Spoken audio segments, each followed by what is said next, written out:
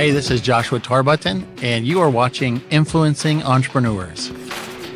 After years of teaching entrepreneurship and consulting business owners, I realized that true knowledge comes from the wins and losses of those entrepreneurs. These are the stories of those business leaders. I'm Casimir Ward, and this is Influencing Entrepreneurs.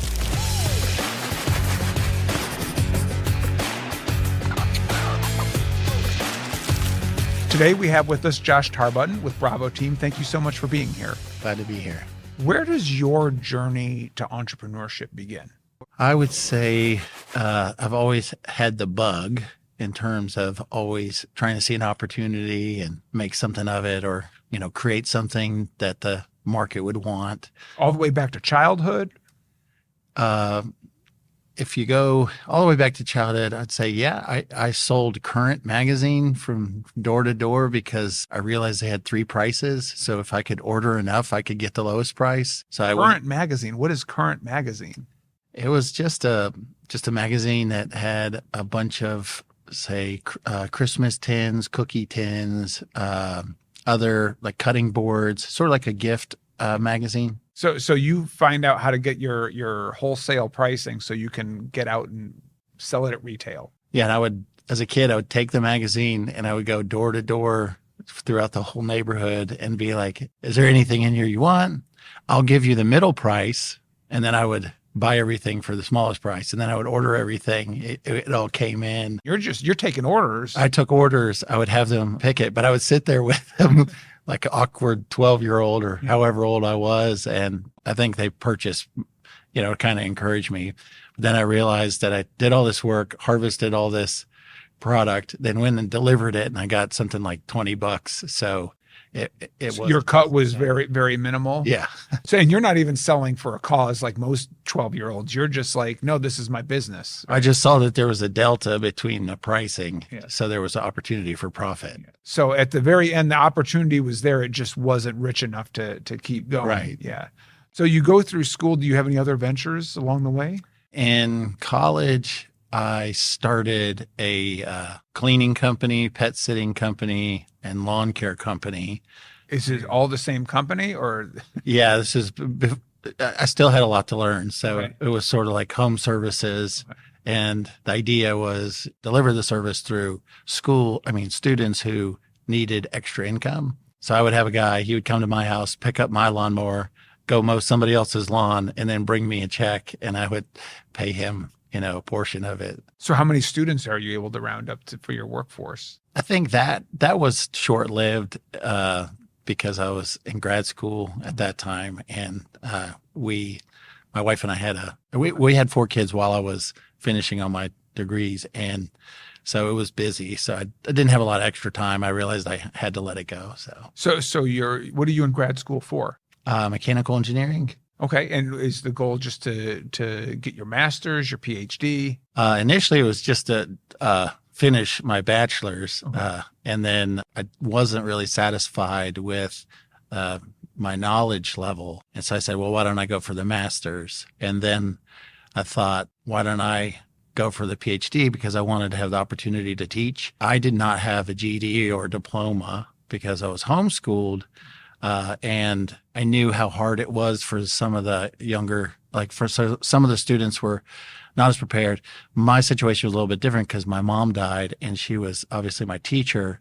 And so the last few years of school were a little patchy. So when I came to engineering school at Georgia Tech, I was really at the very bottom of the preparation, I would say. And so I always thought, well, if I'm ever a professor, I'm going to make it a lot easier for the students to make it accessible. Understand. Yeah. That confidence that, or lack of confidence that students can have can really just rob them of opportunity when they think they can't be successful. And I didn't really have any backup plan. And so it was also a little bit of survival for me to stay in school. So I had an extra level of motivation that not everybody has because I really didn't have anywhere else to go from there. So I kind of had to finish.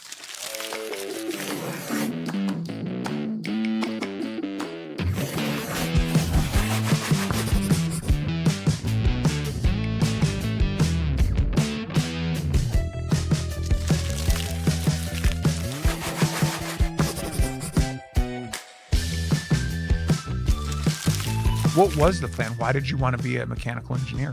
I heard that engineers made things, and I was always fascinated with how things worked. My dad told me a story that when I could barely talk, I asked him, why don't birds get electric? And he was really confused. And what I was trying to ask him is like, these are high power voltage lines, which somebody had told me because I asked a lot of questions, and birds could land on them, but they don't get electrocuted. Right. So I think that way that my brain was wired is always trying to understand how things worked. Having this plan to be a mechanical engineer, like, was there ever a thought of quitting just because it was too hard? Oh, yeah. Oh, yeah. And I probably would have if it wasn't for a mentor that I had met. So when my mom was sick, there's a person that we went to church with who had a company, All American Vending and Office Coffee Service. His wife would come and just realized, my mom was becoming more and more frail, and I was pretty high energy. She said, why don't Josh go and work with my husband? When I'm coming, he can bring him back. So he would drop her off, take me to work with him. I think I started when I was 12, and that's how I met Lee, who later became my mentor. And after my mom died, he realized, okay, you don't have a GED, you don't have a diploma, you're not really in a good position for success. And, you're working at a vending company, and he crafted a plan. So Lee helped me, and I ended up actually pretending like I was a high school student, enrolling in a program for high school students to take college classes. And so I did well enough that they gave me a provisional acceptance to go to school. And this is at Piedmont College in Northeast Georgia. And that's where I met my wife during our freshman year. And then I transferred to Georgia Tech after I had 35 hours. So it's kind of a backdoor into the school system. If once you get a certain number of hours in the state of Georgia, you can transfer to other universities. So do you end up teaching at USC? I taught at USC for 4 years. Okay. Yeah. And then you eventually end up into your own business. Yes. What is that business? Bravo Team. Bravo Team. So after USC, I was recruited to come teach at UNCC in Charlotte, where I taught for 5 years. And professors are not particularly overpaid at most universities. And so I would do consulting on the side to earn a little bit of extra income. So I could earn, an extra $30,000 a year just by doing consulting. But then everything that I was doing was taken away from my kids or from the quality of the other things that I was doing. It really wasn't a sustainable way of doing things. And I had a neighbor at the time who had an idea. I told him that I would redesign it, which I did. And some people wanted to invest in it, but they wanted a big cut of the company. I said, well, let's not do that. So instead of, diluting the company right off the bat, I said, well, why don't we just start a company? And we did. That was the first company. My brother helped us out with that to get started. And long story short, I ended up getting voted out of that company.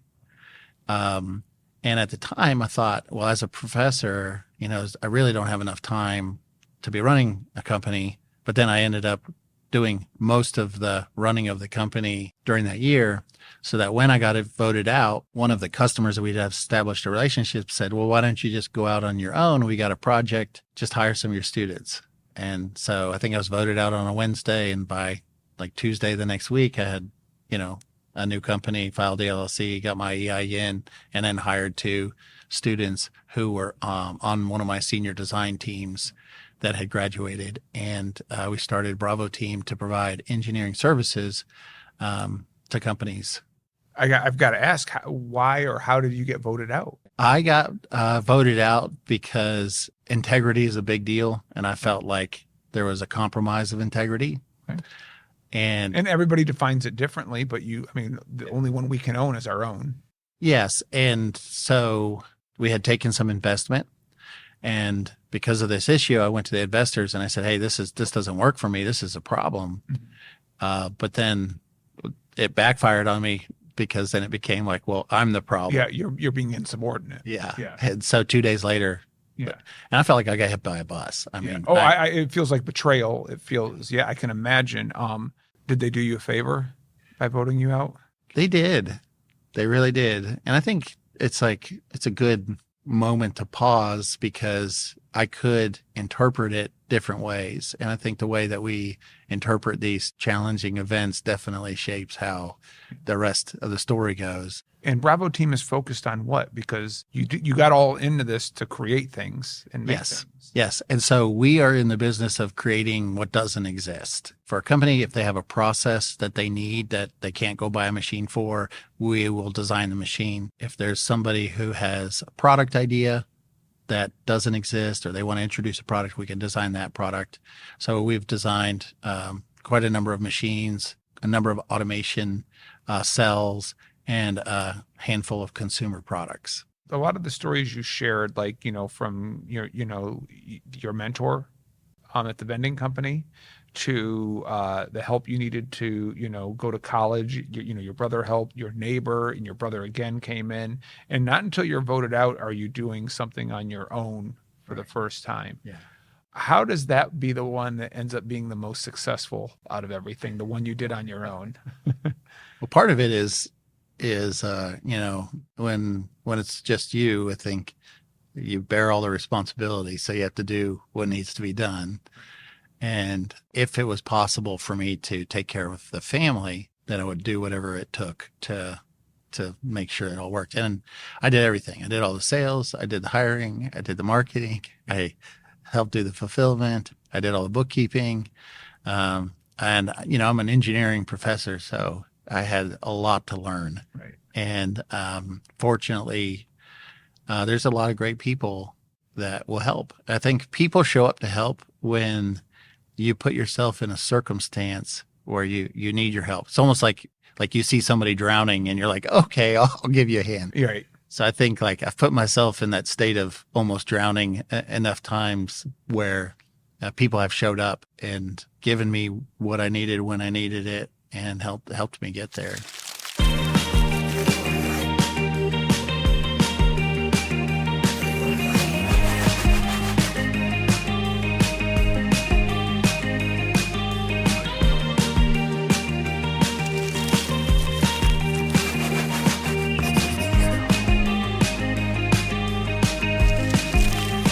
Again, the commonality of your goal all the way from selling from Current Magazine, you do realize you wanted to create something. What is something you've created with Bravo Team that you're like, this is it? Yeah, people ask that, what project are we the most proud of? And I would say the greatest machine that I've ever had a hand in designing is actually the company itself. So it is the most beautiful organization of talented people. We have 30 engineers. We have 22 mechanical.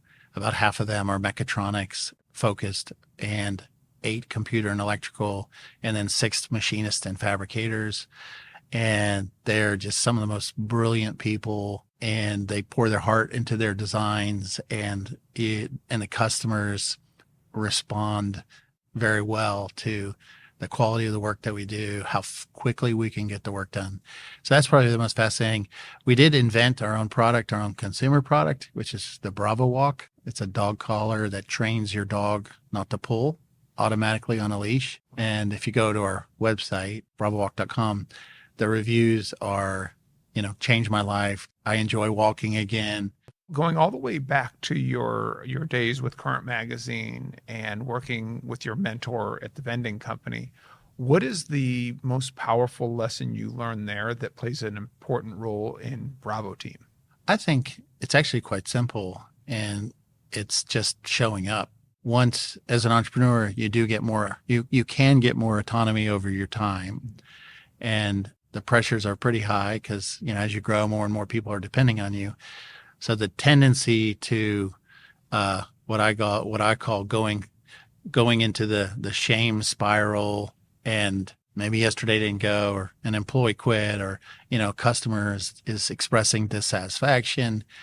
These things can all, if your heart is in it, like mine is, those things always land right at the heart. And so not allowing myself to feel less than, or not letting the past dictate the future, and just, waking up and showing up, I feel like is so much of the battle. Brene Brown said it the best. She said, don't puff up, and don't shrink back. Stand your sacred ground and allow yourself to be seen. And that's pretty much been a mantra that I've adopted. But I think even at the vending company, getting up at, 4:00 in the morning, loading up the trucks, doing 19 stops, getting to bed at, 10 o'clock at night, and then doing it again the next day, you learn sort of the value of just continuing to have forward motion. And so if there's any place where somebody didn't maybe perform the way that I expected, then I have to ask myself, well, what could I have done differently to set them up for success? So it's not quite like the extreme ownership Jocko Willink approach, but it is just knowing that you're responsible And showing up. All right. Well, Josh, I really appreciate you being here today, and thank you for sharing. Yes, thank you for the opportunity. Thanks for watching. To watch more episodes of Influencing Entrepreneurs, be sure to subscribe on YouTube at Nexagy Education.